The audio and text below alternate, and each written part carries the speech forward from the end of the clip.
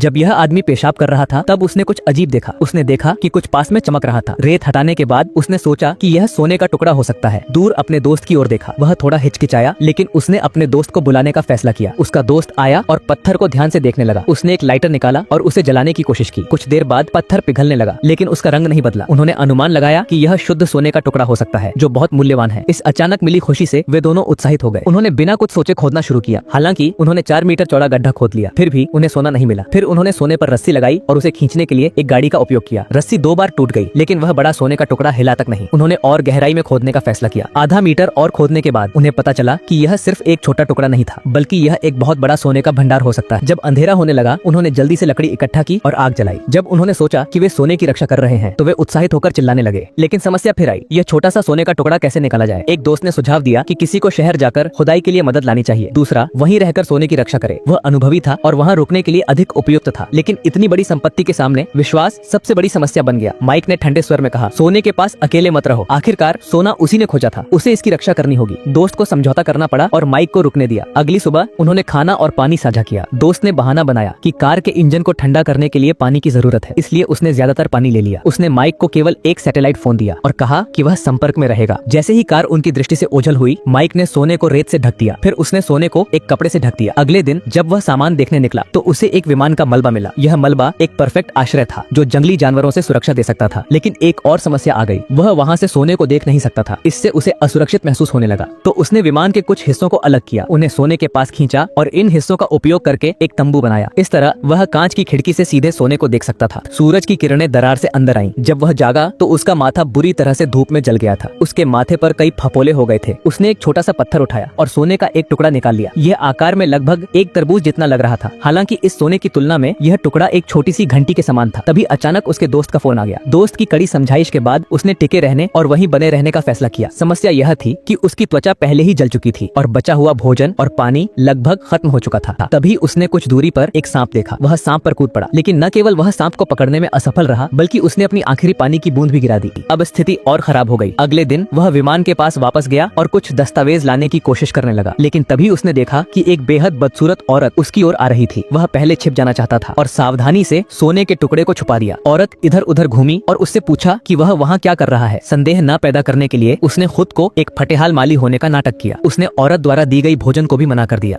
इस महिला को अचानक से महसूस होता है कि उसके मुंह से सफेद धुआं निकल रहा है और तभी उसके मुंह का रंग तुरंत बदल गया और फिर वह जमीन पर घुटनों के बल बैठ गई। तभी दूसरी ओर इस आदमी को अचानक से कुछ महसूस होता है और वह अपनी हाथ से कॉफी गिरा देता है। तभी एक महिला ने उस आदमी की हालत देखी और उससे पूछा कि क्या वह ठीक है। तभी उसने देखा कि आदमी का चेहरा काला हो गया था और उसके मुंह से धुआं निकल रहा था। बस एक सेकंड में वह आदमी भी जमीन पर गिर पड़ा और फिर वहां मौजूद सभी लोग एक एक करके जमीन पर गिरने लगे। यह भयानक दृश्य देखकर यह महिला इतनी डर गई कि वह वहीं खड़ी रही और वह सभी को अपनी जगह से न हिलने की याद दिलाई। कुछ समय के बाद शॉपिंग मॉल में हर कोई सफेद धुएं में सांस ले रहा था और जमीन पर गिर गया था। केवल कुछ लोग जीवित थे और कुछ ही समय बाद जांच टीम घटनास्थल पर पहुंची और तब डॉक्टर जांच करने के लिए आगे बढ़े और देखा कि लाश से सफेद धुआं निकल रही है। दूसरी तरफ की महिला बहुत डर गई और उसने डॉक्टर से पूछा कि क्या वह जीवन भर ऐसे ही खड़ी रहना चाहती है। तब डॉक्टर ने जवाब दिया कि वह खुद इसकी जांच करेंगे। फिर डॉक्टर ने महिला की जांच की और डॉक्टर ने देखा कि महिला की उंगलियों पर धूल कहां से आई। तब लड़की ने डॉक्टर से कहा कि शायद लिफ्ट से उतरते वक्त उसे यह हुआ है। डॉक्टर को तुरंत समझ आ गया कि माइक्रोस्कोप के तहत परीक्षण के परिणाम बिल्कुल वैसे ही थे जैसे डॉक्टर ने सोचा था कि एक व्यक्ति द्वारा किया गया वायरस लिफ्ट को छूता है और जब तक हाथ लिफ्ट में रहता है तब तक लिफ्ट में मौजूद सभी लोग वायरस से संक्रमित हो जाएंगे और शरीर कुछ ही सेकंड में बदल जाएगा।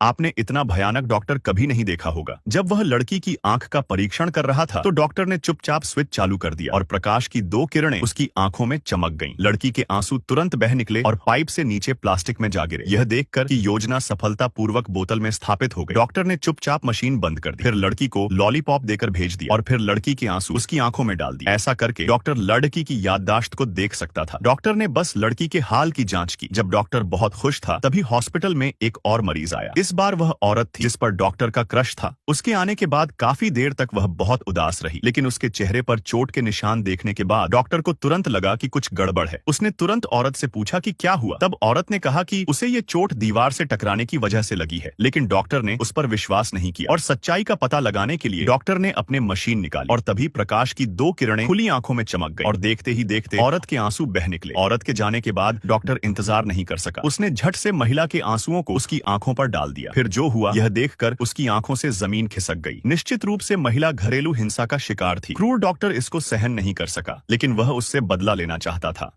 उसने भरपूर पानी पी लिया था, लेकिन फिर भी वह इकलौते पानी के स्रोत पर कब्जा जमाए बैठा था। जब अन्य कुत्ते भी पानी पीने की कोशिश करते तो वह उन्हें डांटकर भगा देता। उसकी वजह से अन्य कुत्ते गुस्से में थे, लेकिन वे कुछ नहीं कर पा रहे थे क्योंकि वह इस समूह का नेता था। तभी एक नए सदस्य बक ने कदम आगे बढ़ाया। बक ने हस्की को नजरअंदाज कर एक बर्फीले हिस्से की तरफ बढ़ा और अपनी मजबूत कदकाठी का इस्तेमाल करते हुए बर्फ को तोड़कर एक पानी का गड्ढा बना दिया। अब सभी कुत्तों को पानी पीने का मौका मिला। यह देखकर हस्की को बेहद गुस्सा आया। रात को जब मालिक ने हर कुत्ते को एक मछली दी तो बक अपनी मछली खाने ही वाला था कि उसने देखा हस्की ने अपनी भूख मिटाने के लिए एक दूसरे कुत्ते की मछली छीन ली। यह देखकर बक ने पहले कुछ नहीं किया, लेकिन थोड़ी देर बाद उसने अपनी मछली उठाई और उसे उसी कुत्ते को दे दी। इस घटना को देखकर अन्य कुत्ते हैरान रह गए, परंतु इससे बक और हस्की के बीच दुश्मनी और गहरी हो गई। अगले दिन जब महिला मालिक बर्फीले इलाके में रास्ता बना रही थी तो अचानक बर्फ का टुकड़ा टूट गया और वह बर्फीले पानी में गिर गई। बक ने खतरा भांप लिया और तुरंत भागते हुए वहां पहुंचा। वह बर्फीले पानी में छलांग लगा दी और अपनी तीव्र बुद्धिमत्ता से महिला को बर्फ के जाल से बाहर निकालने में मदद की। इस बीच